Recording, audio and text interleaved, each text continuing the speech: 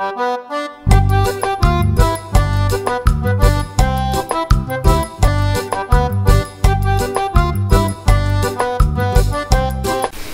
à tous et à toutes. Une petite vidéo parce que quand on cherche une distribution Linux, pour celui qui veut l'installer sur un système sur son ordinateur, il faut d'abord qu'il trouve la distribution en question. Il existe un site qui s'appelle DistroWatch ici, dont moi je viens toujours piocher là-dedans, pour essayer d'aller chercher une distribution Linux qui peut être intéressante. Je ne m'intéresse jamais à ça, c'est-à-dire au classement. Moi, ce qui m'intéresse, c'est de voir les dernières sorties. Qu'est-ce qui est sorti? Par exemple, les dernières distributions ici, on sait qu'on a l'Ubuntu en 21.04, la Ubuntu Studio en 21.04. Bon, ça nous donne déjà une base, ça nous donne déjà les dernières versions sorties. Là, on a un palmarès de ce qui sort actuellement par date. Voilà. Et ici, on a un palmarès par nombre de téléchargements. C'est pas tellement, c'est surtout le nombre de téléchargements qu'il y a eu par distribution. Alors le classement, moi je m'en occupe pas trop. Ce que je regarde, c'est toujours les 3 premières. Alors c'est quoi Mint? On va aller voir ce que c'est ça Mint. Mais Mint c'est Mint. Hein. C'est Mint. C'est la Mint. Donc après, qu'est-ce qu'il y a d'autre? Pop OS.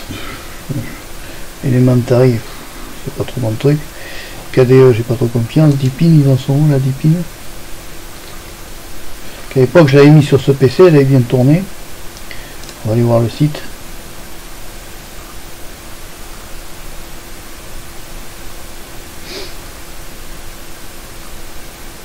Donc tu vois, tu vas sur le site de la distribution en question, et là tu découvres que ils en sont à la 20.2 Chine. Ah, c'est du chinois simplifié. Oui, non. En français. Ah, ça va mieux. Parce que même le chinois simplifié, ça ne nous simplifie pas. Donc on voit que tu vois, elle est en 20.2, mise à jour complète de l'application. Deepin 20.2 en optimisant la partie de l'expérience visuelle. Alors, est-ce qu'on accède à l'ISO là?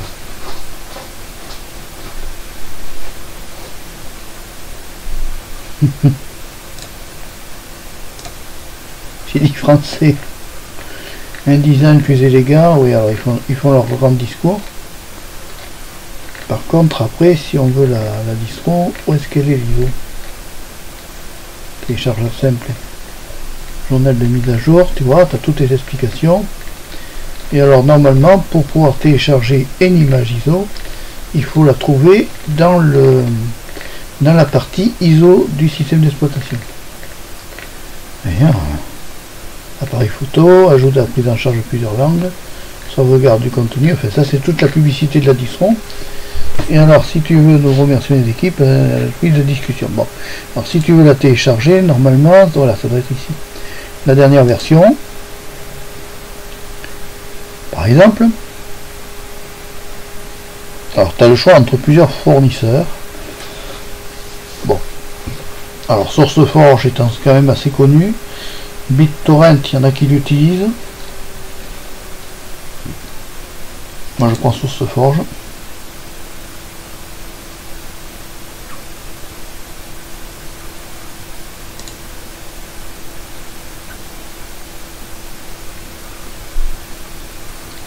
Et là, qu'est-ce qui se passe?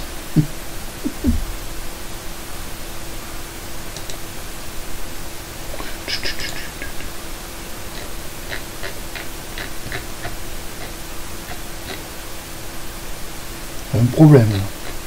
Normalement, le téléchargement se lance dans la foulée. Bon, on reprend.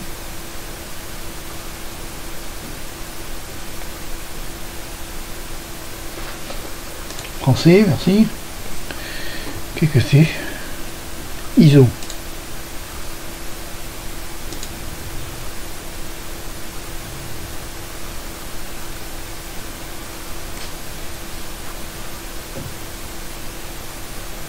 Oula.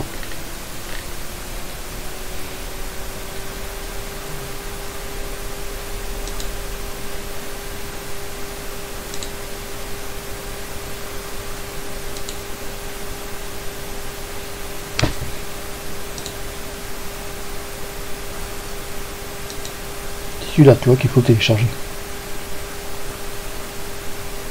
C'est ici, tu vois, Deepin Desktop Communication 10.10 AMD64.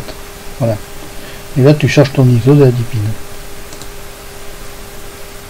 Là, je suis sur la 20.1, version 20.1. Parce qu'après, tu as la 20, la 20.1. Il vaut mieux prendre la 20.1 quand tu veux la tester.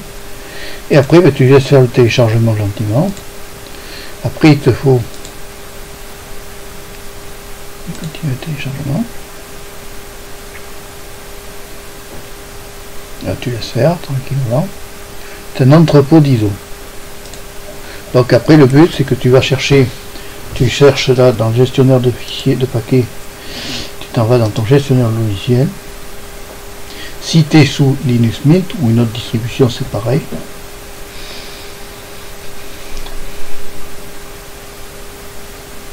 Ça tourne mon truc?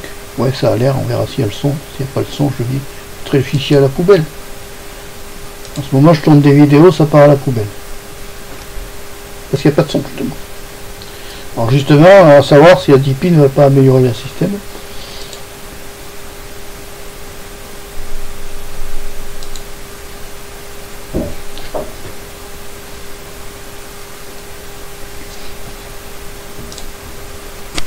Est-ce que j'ai mis Etcher? Non. On va le chercher là. Moi j'utilise Etcher. Jamais été déçu pour l'instant.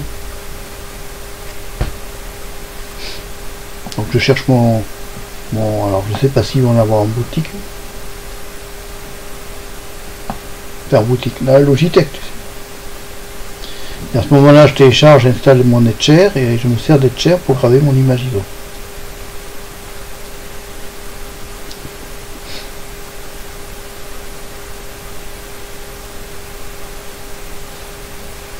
Ça, je sais pas ce que c'est.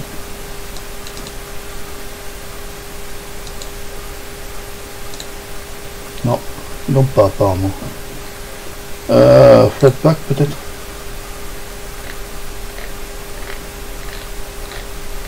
Je sais pas, ils l'ont pas.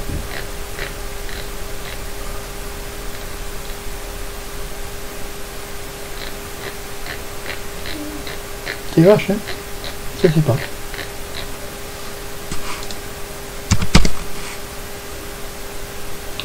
Alors des fois j'essaie comme ça, tu vois.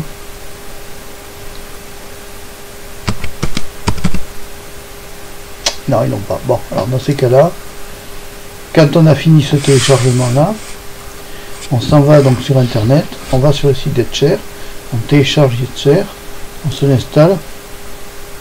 Je l'ai pas mis là? Non, je l'ai pas mis, tu vois. J'ai eu des problèmes avec Vocoskin. J'espère que ça sera rétabli.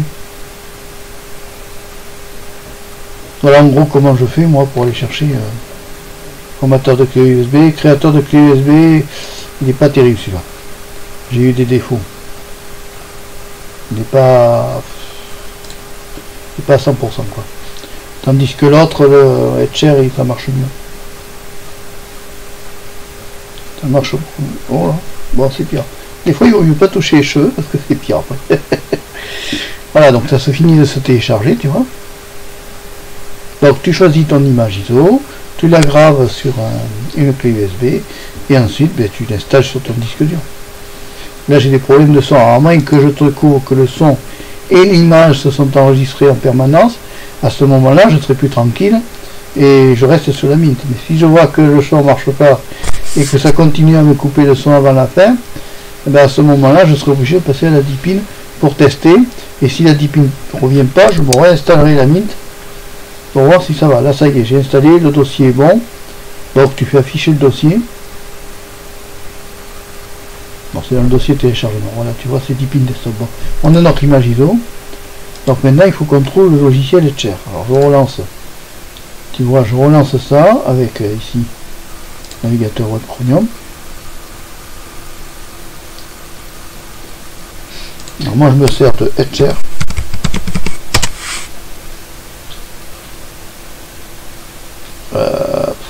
Balena Etcher, c'est celui-là, c'est officiel.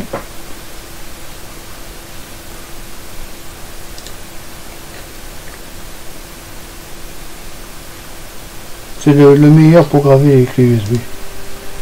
Téléchargé pour Linux.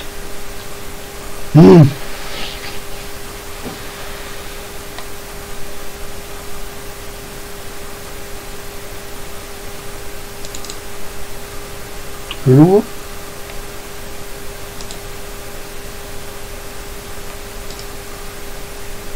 Alors après je vais faire extraire.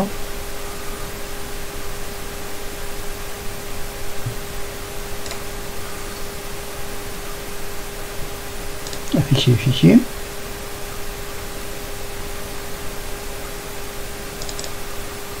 Je double-clique dessus. Alors là ici je fais clic droit, propriété, une app image, permission, lecture et écriture sur Etcher. Voilà. Problème est résolu, on l'a lancé. Donc maintenant qu'on a notre Etcher, attends, je m'en vais de là, tu vois, je te montre tout. Comment on fait? On cherche ici l'image ISO. On va insérer une clé USB.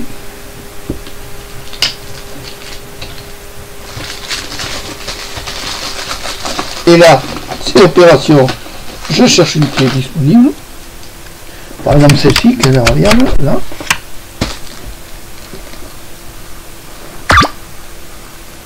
« 126 Go, select target, volume 126 Go. Alors, est-ce qu'il va me la trouver celle-là? Générique flash 126 Go, je sélectionne ma clé USB. Je sais que j'ai ma 10 pin qui est là. Et je grave mon ISO, je tape ma route.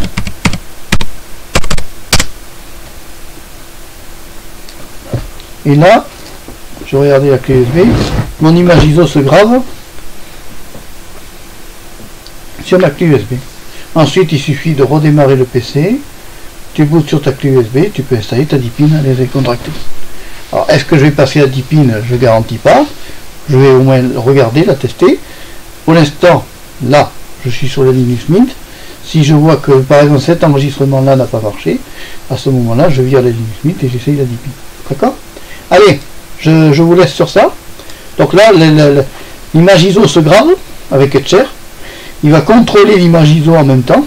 Et une fois que c'est fait, tu es tranquille. Tu peux installer ta distro. Allez, si tu as aimé la vidéo, tu peux mettre le pouce levé. Tu peux aussi toujours t'abonner à MarPGO3, la chaîne de la diversité. Au revoir, à bientôt et merci.